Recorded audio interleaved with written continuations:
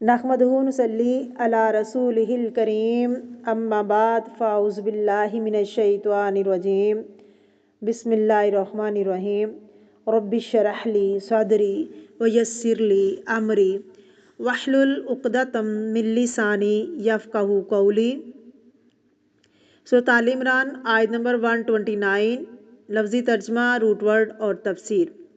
وَلِلَّهِ اور اللہ کے لیے ہے، ماں جو کچھ فی السماواتی آسمانوں میں ہے، وما اور جو کچھ فی الارض زمین میں، یغفرو وہ بخش دے، لمن یشاء جسے چاہے، ویعذب اور عذاب دے، من یشاء جسے چاہے، واللہ اور اللہ تعالیٰ غفور الرحیم بخشنے والا بڑے رحم والا ہے۔ تفسیر۔ بسم اللہ الرحمن الرحیم۔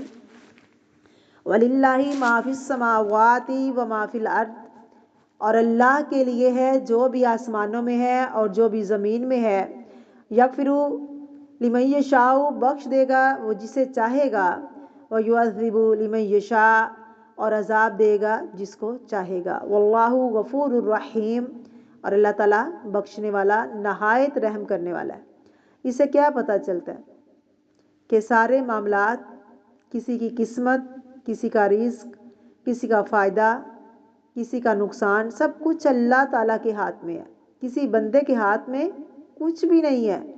اسی لیے کسی کی دھمکی سے آپ مرعوب نہ ہوا کریں کہ کہیں آپ کا رزق بند کر دے، یا کوئی اگر کہے کہ میں فلاں نقصان دوں گی، کوئی بھی کچھ نہیں کر سکتا کسی کا، کیونکہ اصل مالک کون ہے؟ اللہ تعالیٰ۔ اور آسمانوں میں جو کچھ بھی ہے، زمین میں جو کچھ بھی ہے، وہ سب بھی اسی کے ہاتھ میں ہے۔ کسی کی ہدایت بھی اسی کے ہاتھ میں ہے، کسی کی بخشش اور عذاب بھی اسی کے ہاتھ میں ہے، کسی کی زندگی اور موت بھی اسی کے ہاتھ میں ہے۔ وَإِلَى اللَّهِ تُرْجَعُ الْأُمُورُ سارے ہی معاملات، یعنی جتنے بھی معاملات ہیں، سارے کے سارے معاملات اللہ کی طرف لوٹائے جاتے ہیں۔ یہ اصل فیصلہ کرنے والا کون ہے؟ اصل مالک کون ہے؟ یوم الدین، تو وہی ہے اللہ رب العزت۔ یہ اختیار تو اللہ کے پاس ہے، کسی اور کے پاس نہیں ہے کہ وہ کسی کو نفع دے اور نقصان دے سکے۔ بزرگان دین کے ہاتھ میں کچھ نہیں ہے۔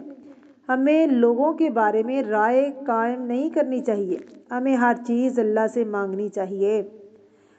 ہر وہ چیز جو ہماری کوشش اور محنت سے ہمیں حاصل ہو جائے گی، اگر وہ نہیں حاصل ہوتی تو نصیب میں نہیں ہوتی۔ ابھی اللہ کی مرضی نہیں ہے، اللہ کا اذن نہیں ہے۔ اللہ کا اذن ہو تو کچھ بھی مشکل نہیں۔ لوگوں کے ڈر کے ساتھ نہیں جینا چاہیے، لوگوں کی دھمکیوں سے نہیں ڈرنا چاہیے، لوگوں سے خوفزدہ نہیں رہنا چاہیے، لوگوں کی بلیک میل سے نہیں ڈرنا چاہیے۔ ہمیں لوگوں کو میسج پہنچاتے رہنا چاہیے، لیکن ہدایت اللہ کے ہاتھ میں ہے۔ مسلمانوں میں سے جس کی ڈیوٹی اس درے پر تھی کہ وہاں پر وہ کھڑے ہو کر اپنا کام کریں گے، انہوں نے وہ ڈیوٹی چھوڑ دی، انہوں نے وہ درہ چھوڑ دیا۔ جیسا کہ ہم نے پچھلی آیت میں پڑھا ہے کہ انہوں نے سمجھا فتح ہو گئی ہے، مسلمان مال غنیمت اکٹھا کر رہے ہیں تو ہم بھی مال غنیمت جو ہے وہ اکٹھا کرتے ہیں، دشمنوں کا سامان سمیٹ رہے ہیں تو ہم بھی ساتھ ان کے مل کے تو اکٹھا کر لیتے ہیں۔ تو یہ وجہ تھی اس کی ناکامی کی۔ کیوں ہوئی؟ مال کی محبت کی وجہ سے ہوئی۔